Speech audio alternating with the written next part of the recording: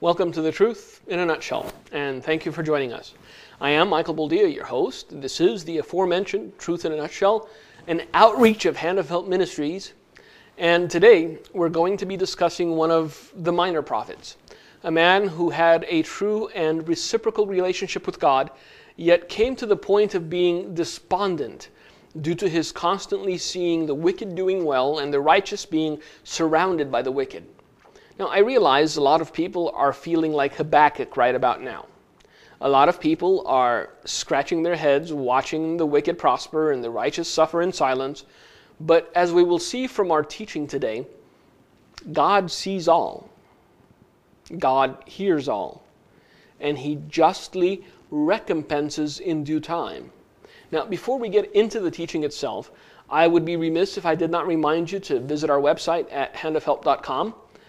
Peruse all the free material we have available for you. And if you are so inclined, order some of the books or teachings that we are currently offering. One thing I can promise is that the books and the teachings are as packed with truth as these 10-minute morsels are.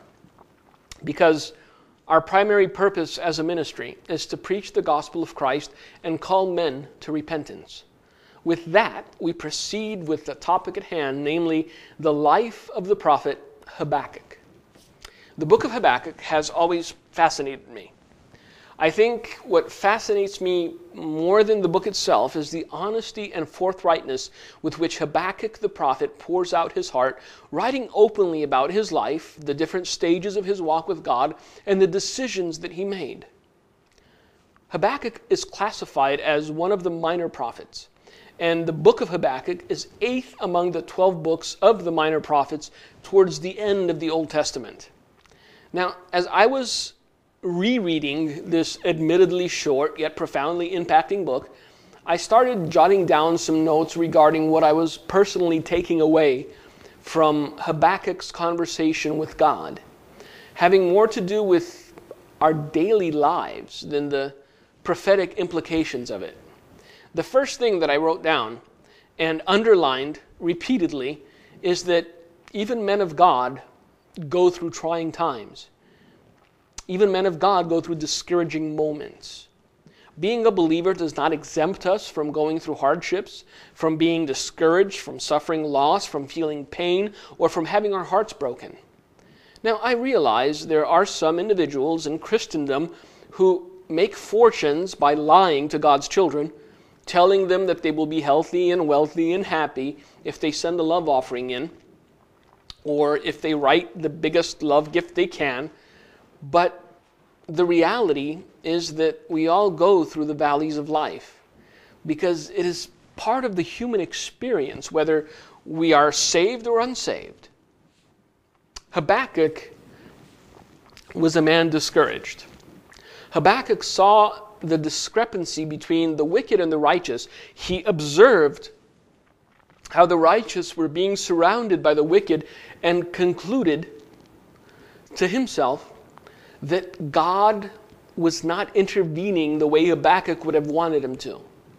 Although nobody likes to be discouraged, there are various examples of some of the most renowned men of faith being discouraged in the Bible.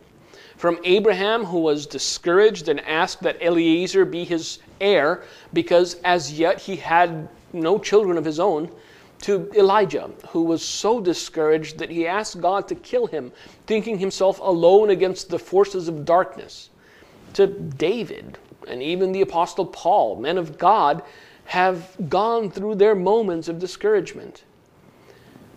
In seeing the moments of discouragement among the heroes of the Bible, we can ascertain that much of their heartache was due to their seeing no further than the physical, and not trusting, if only momentarily, that God would find a way and keep His word.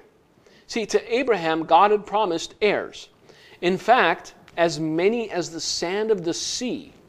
Yet here he was, old and gray, and still no heirs.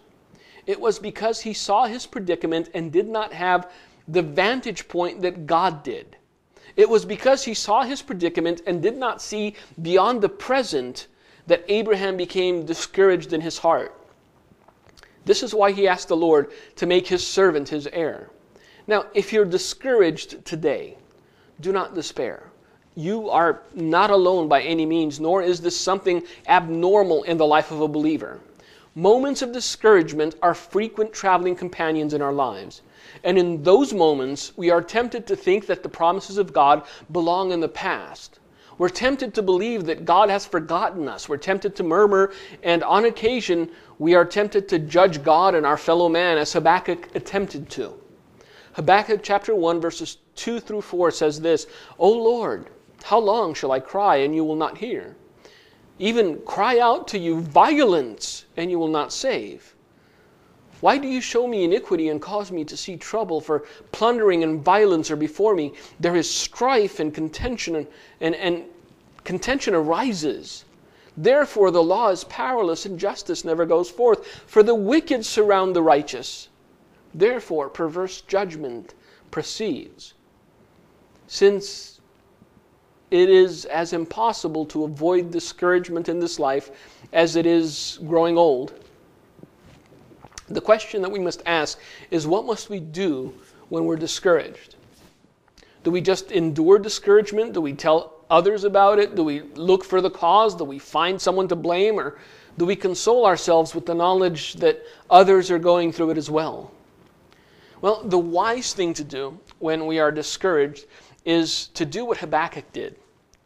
Knowing who God is, knowing what He can do, Habakkuk tells God what he sees. He tells God what is bothering him. He tells God why he's discouraged and also what his expectations are.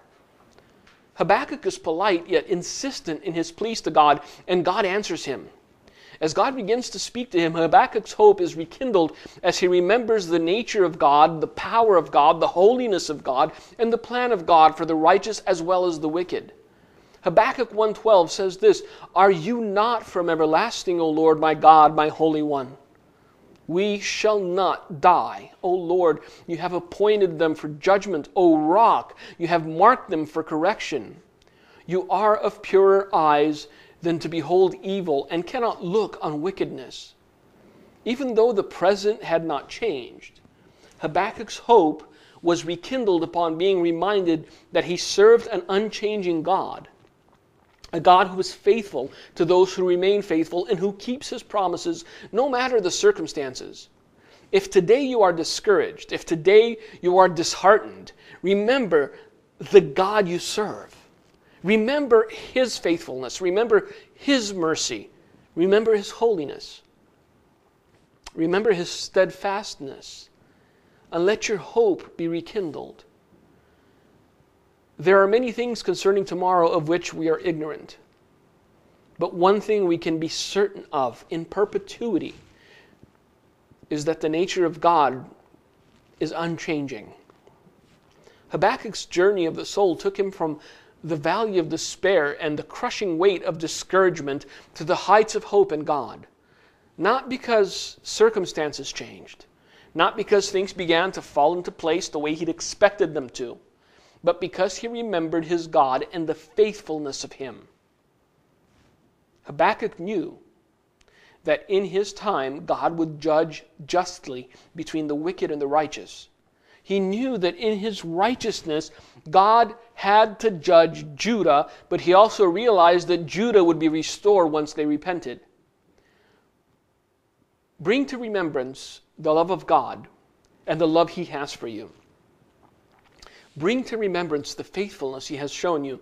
Bring to remembrance the promises He has made you, and your discouragement will be a passing and fleeting feeling rather than a continual state of being.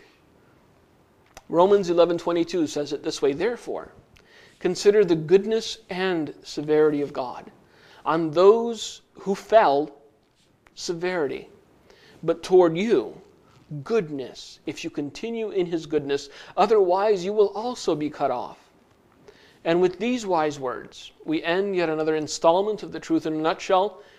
Until next time, I pray the Lord bless you and keep you, and may you continue in His goodness, and may the light of His Word shine in you. God bless.